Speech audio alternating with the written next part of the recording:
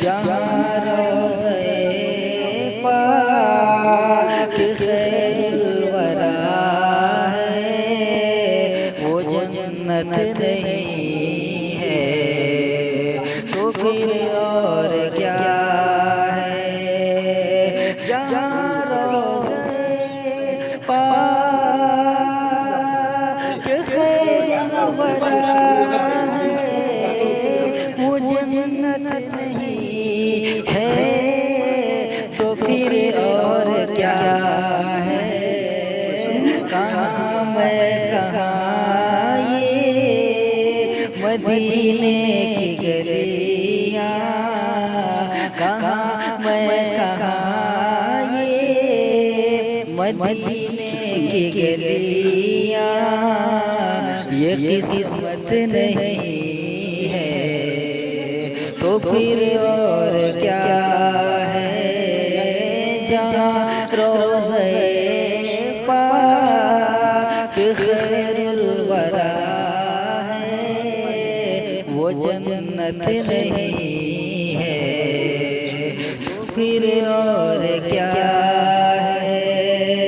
محمد کی عظمت کو کیا پوچھتے ہو کہ وہ صاحب کعبہ کو ٹھہرے؟ محمد کی عظمت کو کیا پوچھتے ہو کہ وہ صاحب کعبہ قوسین ٹھہرے؟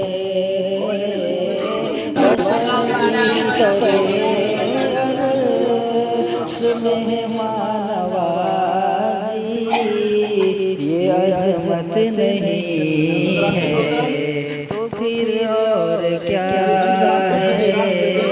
جہاں روضہ پاک خیر الورا ہے وہ جنت نہیں ہے تو پھر اور کیا ہے؟ رمضان اور قرآن یہ رب کی بارگاہ میں یہ سفارش کرے گا۔ کس چیز کا سفارش کرے گا؟ قرآن کہے گا مولا اس نے مجھ کو پوری تعظیم و ادب و احترام کے ساتھ اس نے مجھے سنا۔ یہ روزہ جس کے بارے میں اللہ کے رسول صلی اللہ علیہ وسلم ارشاد فرماتے ہیں یہ روزہ صرف اللہ کے لیے ہوتا ہے۔ اسی لیے ہمارے اکابرین بزرگان دین فرماتے ہیں رمضان المبارک میں یہ جو مقدس راتیں ہیں، آج کی رات جمہور علماء کے قول کے مطابق شب برات، شب قدر، اس کے بارے میں فقہا فرماتے ہیں کہ آج کی رات میں جو بھی عمل کیا جائے وہ تضرعاً و خفیہ، یعنی آہستگی کی طریقے سے، وہ کام جو صرف جس کو آپ جانے اور آپ کا رب جانے، وہ کام دکھاوے سے خالی ہو، ریا سے خالی ہو۔ کیوں؟ اس کا روزہ سے کیا تعلق ہے؟ روزہ سے تعلق یہ ہے کہ آپ نماز پڑھتے ہیں تو لوگ آپ کو دیکھتے ہیں اٹھتے بیٹھتے کھڑا ہوتے ہیں، لیکن روزہ ایک ایسی عبادت ہے جب تک آپ کسی انسان کو بتائیں گے نہیں، پتہ نہیں چلے گا آپ کی حالت کیا ہے۔ تو ایک خفیہ یہ ایسی عبادت ہے جو دل سے تعلق رکھتا ہے۔ فرمایا روزہ، اللہ کے رسول فرماتے ہیں یہ روزہ صرف اللہ کے لیے اور اس کی جزا بھی اللہ تبارک و تعالیٰ دیتا ہے۔ اور ان راتوں میں اب جو چند دن باقی رہ گئے ہیں تو تمامی حضرات کو جو بھی عبادت کرے وہ آپ کریں، آپ جانے اور آپ کا رب جانے۔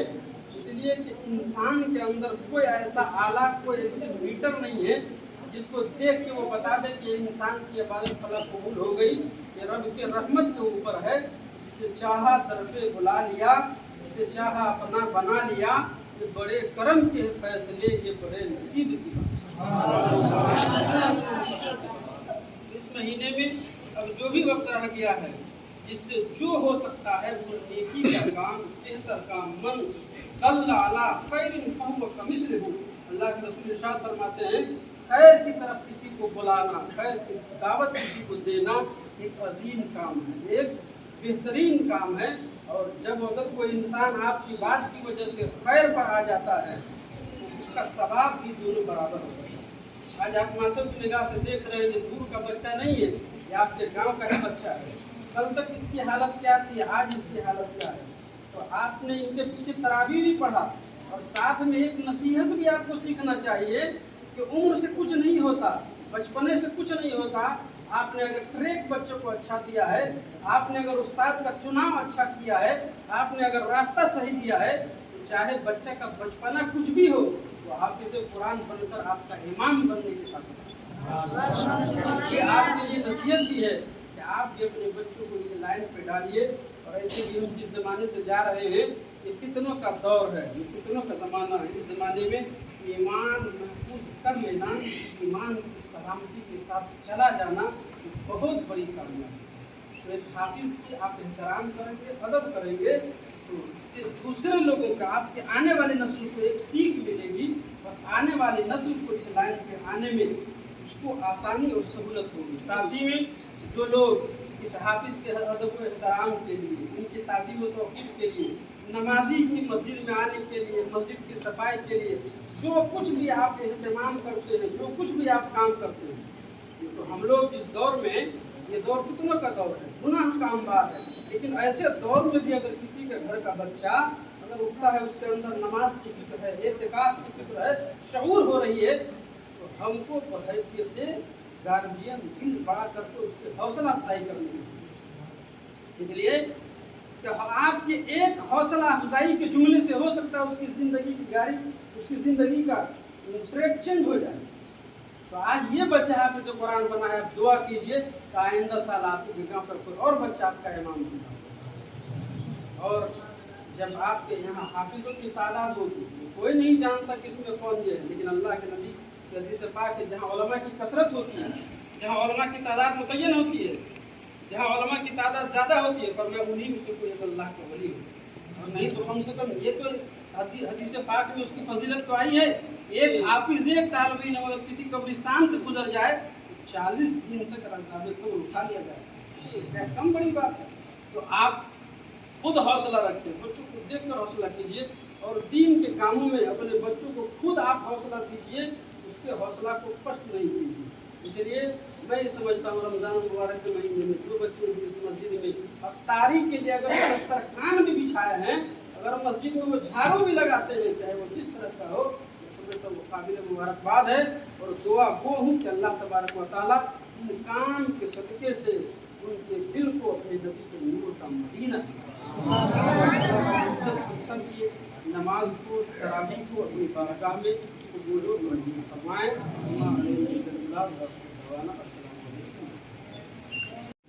ولا أمة عابدون ما أعبد ولا أنا عابد ما عبدتم ولا أمة عابدون ما أعبد لكم دينكم ولي دين. بسم الله الرحمن الرحيم. قل هو الله أحد الله الصمد لم يلد ولم يولد ولم يكن له كفوا أحد. بسم الله الرحمن الرحيم.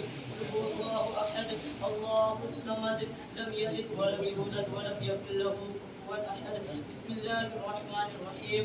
قل هو الله أحد الله الصمد لم يلد ولم يولد ولم يكن له كفوا أحد.